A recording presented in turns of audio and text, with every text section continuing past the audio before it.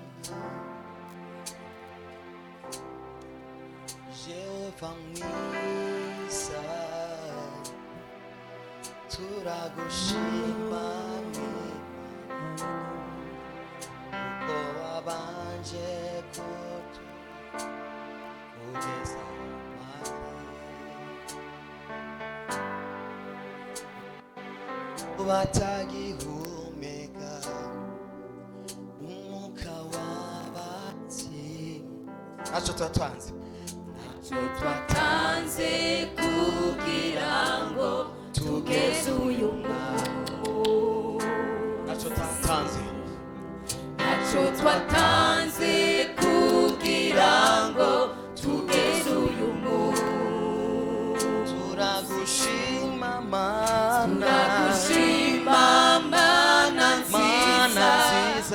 kubitangaza wakoze waturinze uyu mwaka shimira muri ino ndirimbo amajambo nk'atatu nk'abiri wibukisha Imana yakoze turagushima mana nziza wowe utari kimugare kuvyagura kuduza ibiganza umugati Imana ndagushimire hari icyo wakoze mu bugingo aturinze ushoboye kuduza n'amaboko yaduze shimama turagushima mana nziza kubitangaza wakoze waturinze uyu mwaka wose shimama mu masegonde make yushime tuzi ijwi ryawe ushime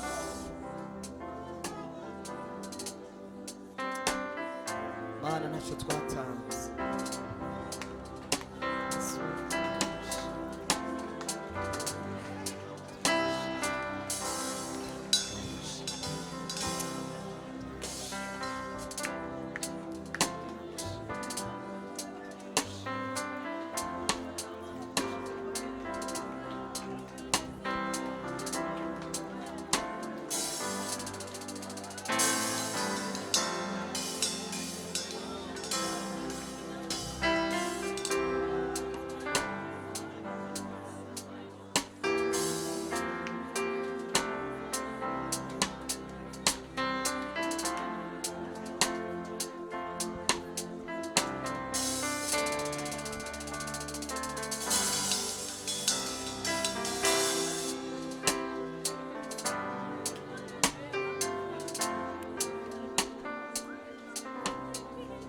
ntidufite gutinya habe na gato kuko ubuzima bwacu buri muri we ntidufite gutinya habe na gato kuko ubuzima bwacu buri muri we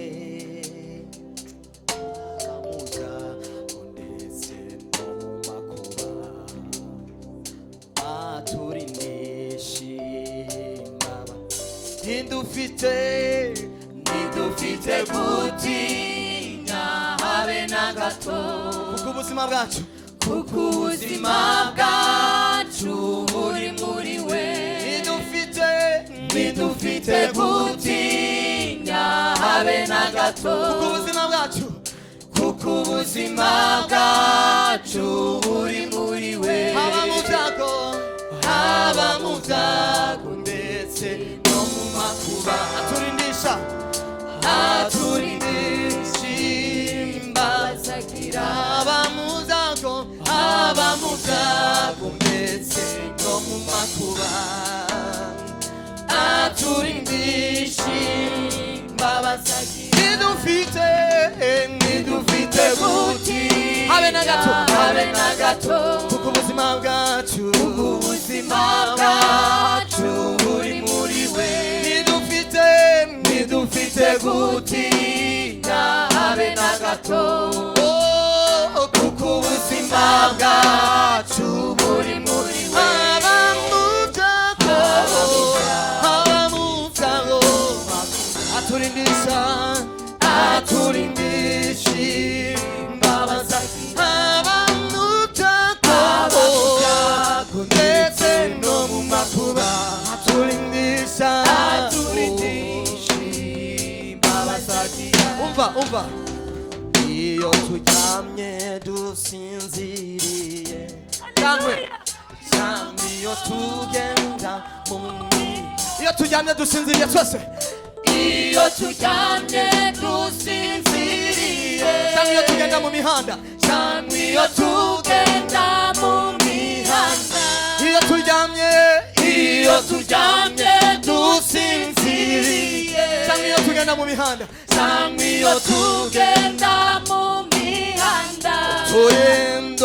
turindwa n'imbabazi zayo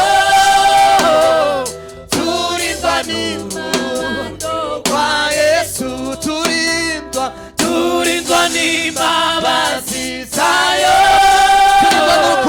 turindwa n'urukundo rwa Yesu iyo turyamye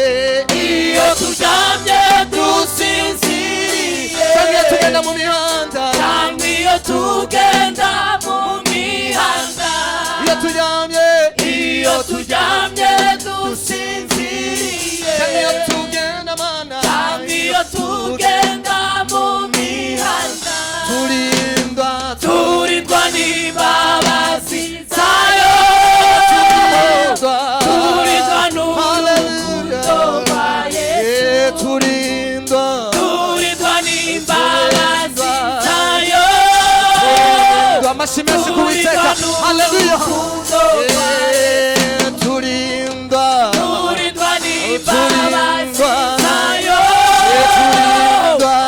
turindwa n'urukundo rwa Yesu kuba turiho n'ubuntu bwayo kuba turiho n'urukundo rwa Yesu kuba turiho n'ubuntu bwayo kuba turiho n'urukundo rwa Yesu kuba turiho n'ubuntu bwayo kuba turiho n'urukundo sengero ryonyene kuba turiho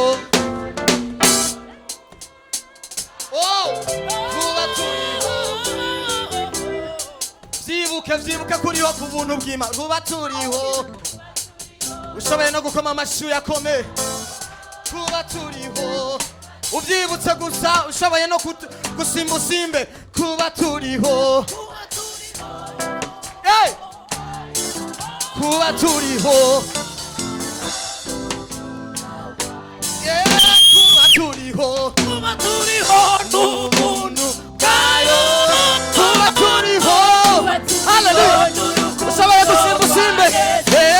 turiho kuba turiho n'ubuntu bwayo turiho kuba turiho n'urukundo rwayo kuba turiho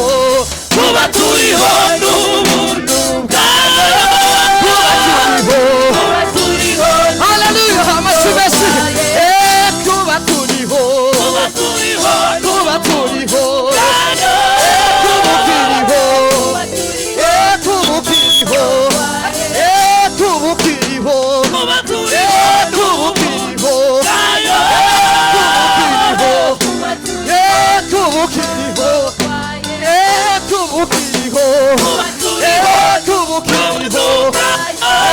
kubukiriho kubukiriho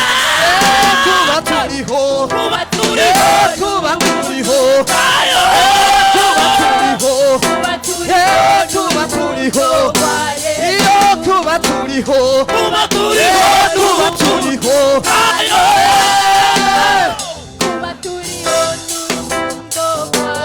iyo turyamye dusinziriye cyangwa iyo tugenda mu mihanda iyo turyamye dusinziriye iyo tugenda cyangwa iyo tugenda mu mihanda turindwa n'imbabazi zayo turindwa n'urukundo rwa Yesu turindwa n'imbabazi zayo turindwa n'urukundo rwa Yesu kuba turiho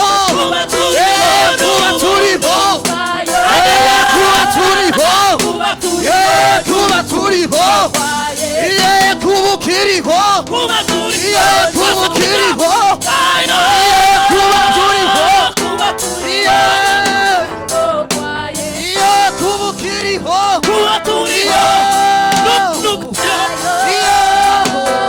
kuba turiho haleluya amashyi menshi kuwiteka amashyi menshi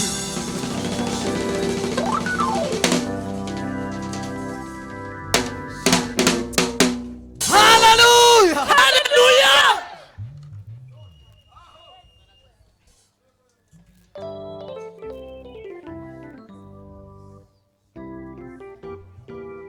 ishimwe ni ryawe ma turaguhaye icyubahiro dukomeye kubera nawe wakomeye twarinzwe n'imbabazi si uko twagororotse si uko tutakoze ibyaha ariko n'imbabazi zawe zaturinze oh haleluya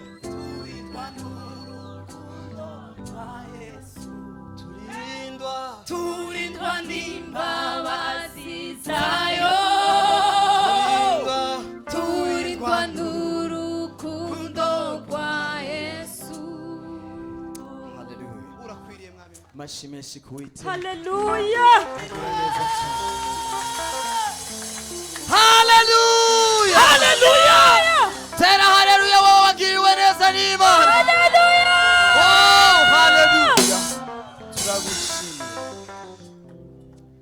hari ikintu umuvyeyi azatubwira ugikomeye wose irimba cyangwa ugasimba kuko ejo ntuhazi haleluya hari igihe wowe utamvye uno munsi bikazogushikana mu kundi kwa mbere nk'uko haleluya icyo twamenye neza nuko isengesho ritabora haleluya tugiye gusirimbira Imana tuvuga ngo ndiyo Bwana tunakurudishia utukufu wako Baba haleluya ubundi icyubahiro ni icy'Imana nta wundi agikwiriye atari Imana yonyene haleluya haleluya haleluya tuyihe icyubahiro rero tuyihe icyubahiro duza amaboko yawe we wakikomeye tuyihe icyubahiro haleluya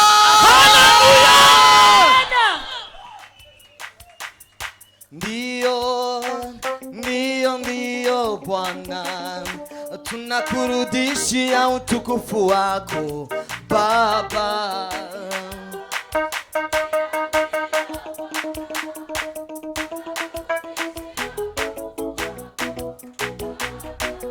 Amashiani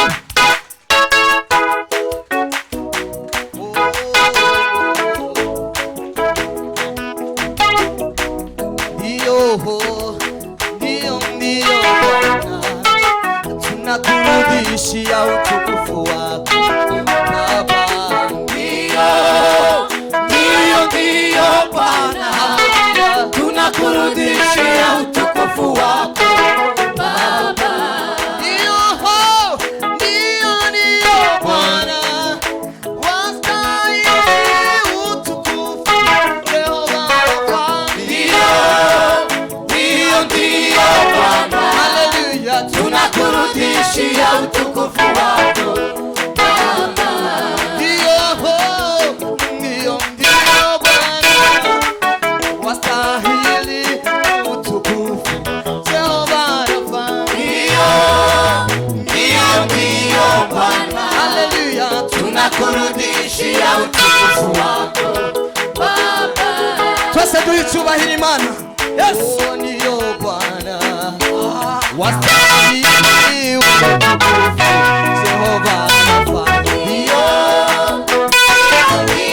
Bwana, tunakurudishia utukufu wako Baba. Ndio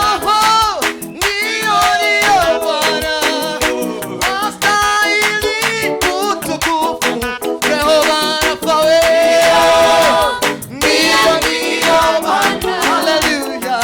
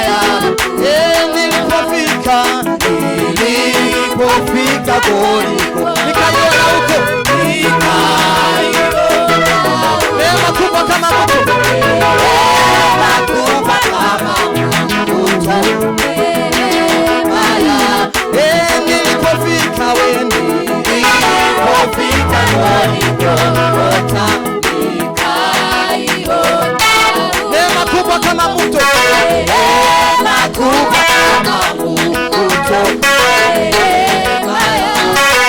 imba neema Goligota, kama bahari kubwa,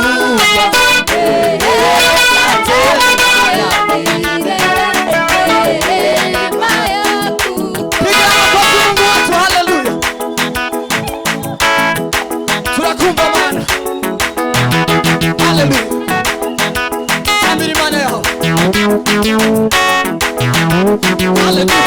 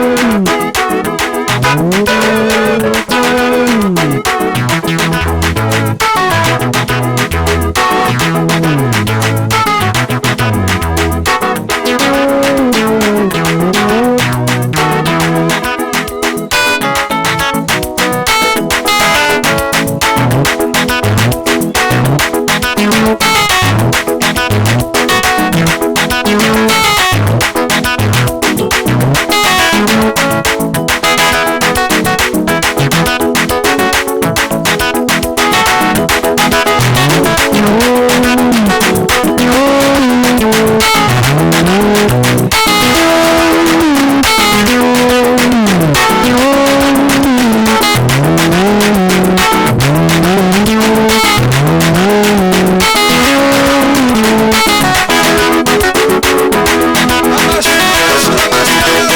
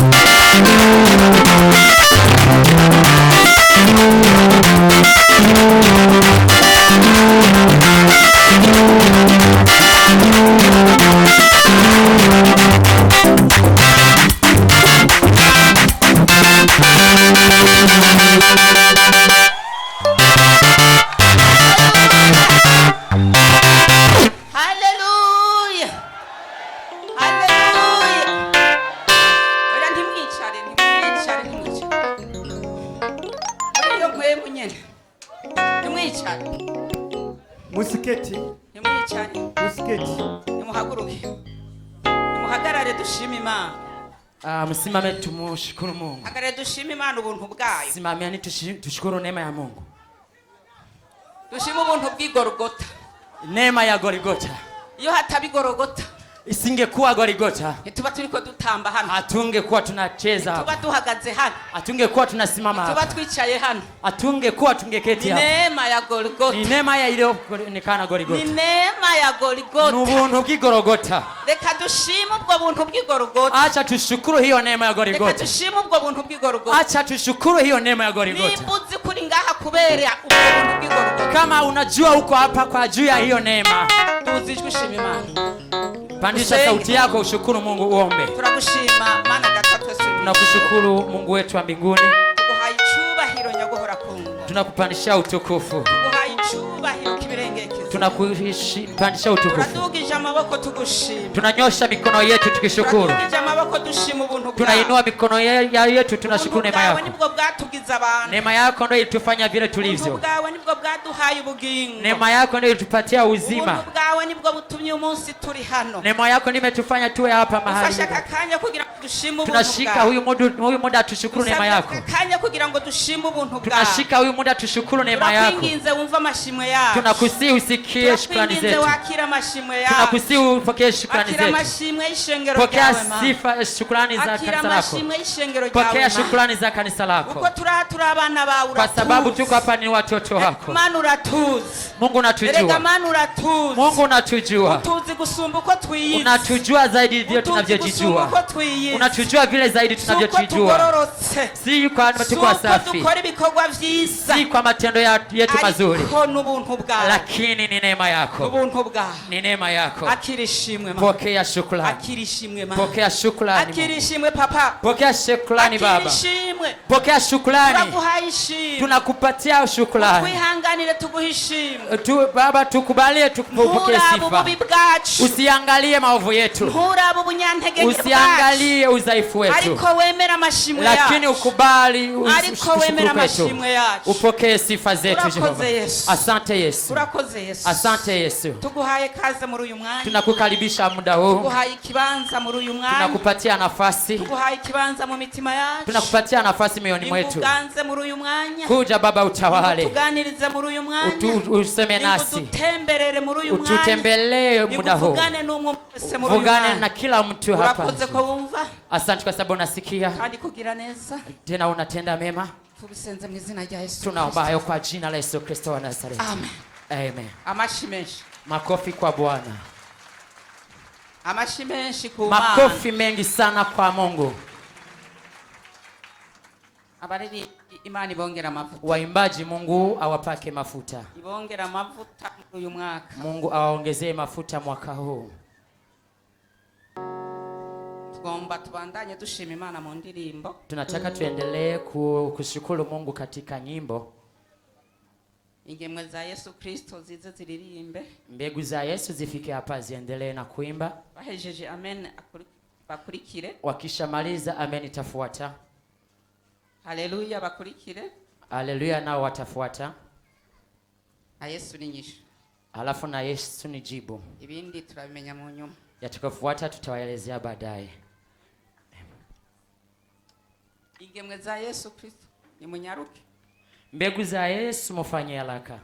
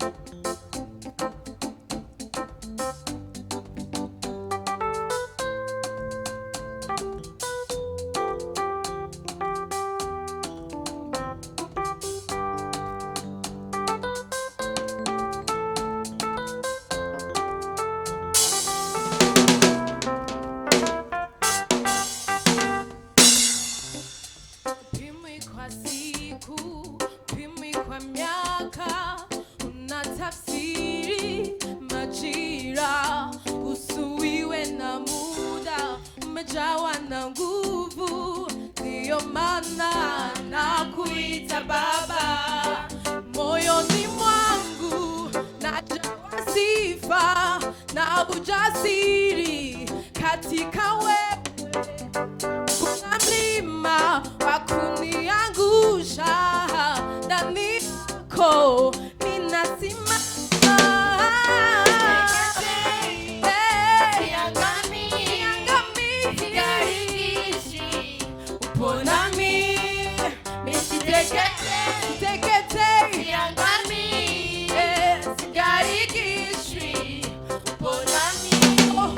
Nimezungukwa nawe kila upande, hakuna jambo la kuniangamiza. Majeshi yana upande wangu, ni mengi sana kuliko hawa dunia. Hatua zangu zaongozwa nawe, siangami, siteketei. Katika wewe ninasimama, siteketei na ninadumu.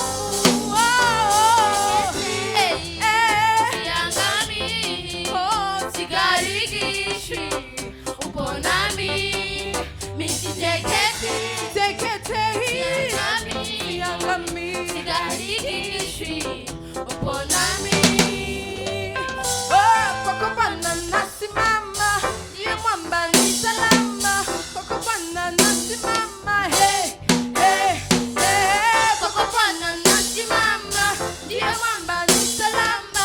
Kwako Bwana nasimama, hey, oh, mimi siteketei, siangami, sigarikishwi, upo nami. Mimi siteketei, siangami, sigarikishwi, upo nami. Mimi siteketei, siangami, sigarikishwi, upo nami. Mimi siteketei, siangami, sigarikishwi, upo nami.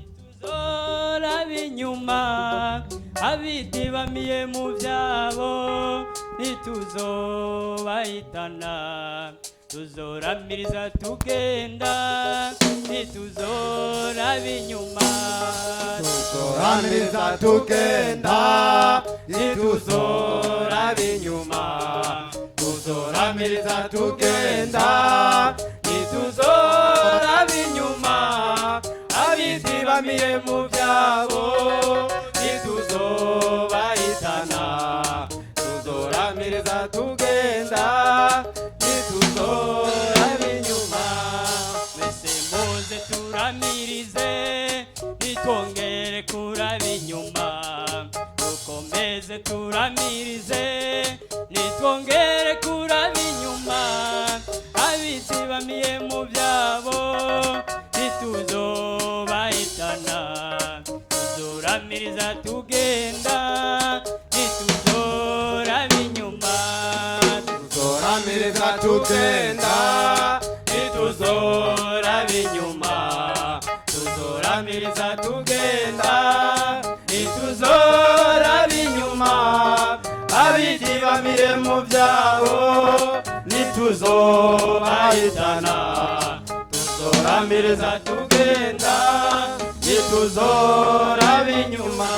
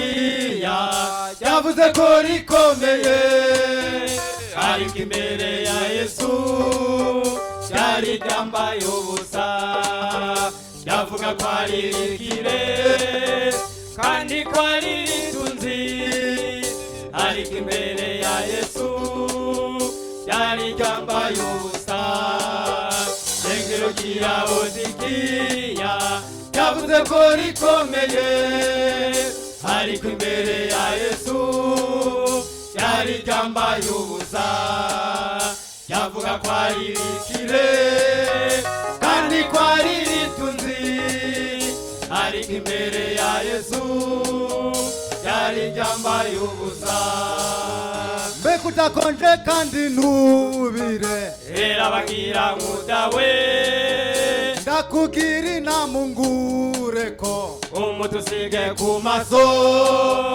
ubone guhumuka mbega udakonje kandi ntubire era bagira ngudawe ndakubwira inama ungureko umutusige ku maso ubone guhumuka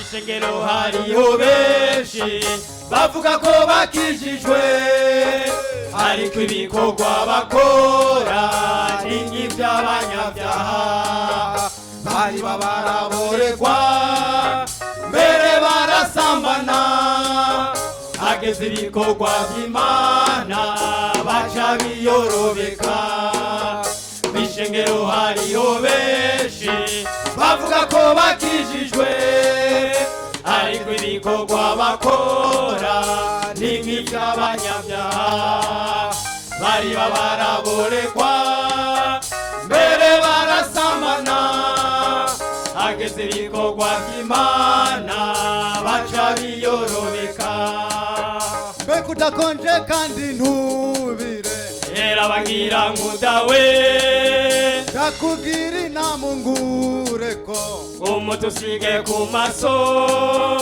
ubone guhumuka mbega udakonje kandi ntubire era bagira ngudawe ndakubwira inama ungureko umutusige ku maso ubone guhumuka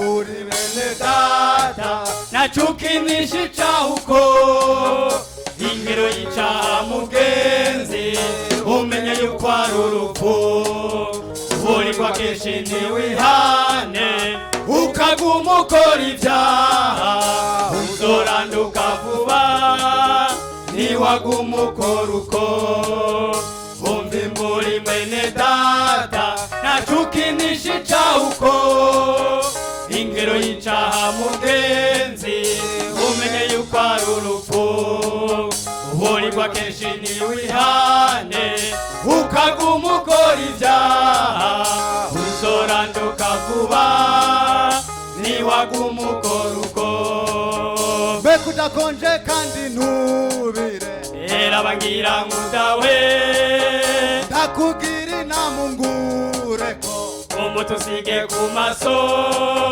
ubone guhumuka mbega udakonje kandi ntubire era bagira ngudawe ndakubwira inama ungureko umutusige ku maso ubone guhumuka mbega udakonje kandi ntubire era bagira ngudawe ndakubwira ureko umutusige ku maso ubone guhumuka